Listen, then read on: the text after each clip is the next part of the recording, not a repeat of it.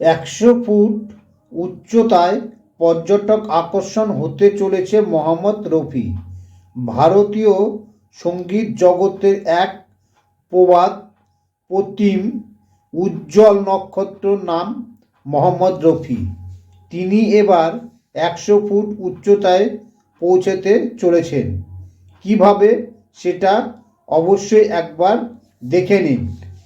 আপামর ভারতবাসীর মনে যে গানগুলি তার সময়কে ছাপিয়ে চিরন্তর হয়ে আছে, তার অনেকগুলি যার কণ্ঠের জাদুতে চিরকালীন হয়ে গেছেন তিনি মোহাম্মদ রফি। ভারতীয় সঙ্গীত জগতের উজ্জ্বলতম নক্ষত্রের একজন সেই মোহাম্মদ রফি এবার পৌঁছতে চলেছেন অন্য উচ্চতায়।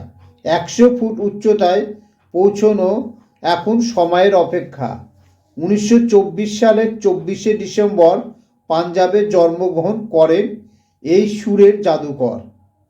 দরদী কণ্ঠের রফির তাই এদিন প্রবেশ করলেন তার 100তম জন্মবর্ষকে উদযাপনের মহাপর্বে।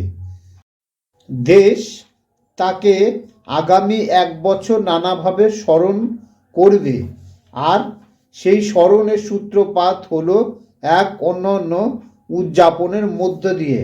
মোহাম্মদ রফির জন্মস্থান পাঞ্জাবের কোটালা সুলতান সিং গ্রামে তৈরি হচ্ছে তার স্মরণে একটি মিনার বা স্তম্ভ, যার নাম দেওয়া হয়েছে রফি মিনার, যার উচ্চতা হবে 100 ফুট। স্টিলের তৈরি এই মিনার মোহাম্মদ রফিকে এক অনন্য শ্রদ্ধার্ঘ্য হতে চলেছে সন্দেহ নেই। যা তৈরির কাজ শুরু হয়েছে।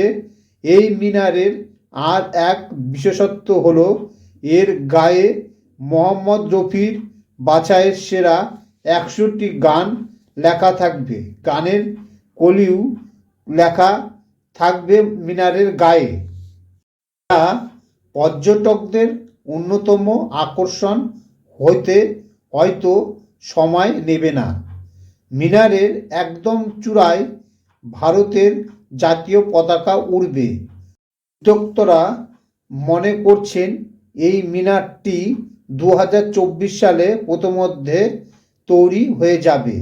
এছাড়া 2024 সালের 24শে ডিসেম্বর পর্যন্ত মোহাম্মদ রফিকে নিয়ে নানা গানের অনুষ্ঠান, প্রতিযোগিতা লেখা থাকবে এই মিনারে। 100 ফুট উচ্চতার মিনার খুব শীঘ্রই মোহাম্মদ রফির স্ট্যাচু হিসাবে লাগানো থাকবে।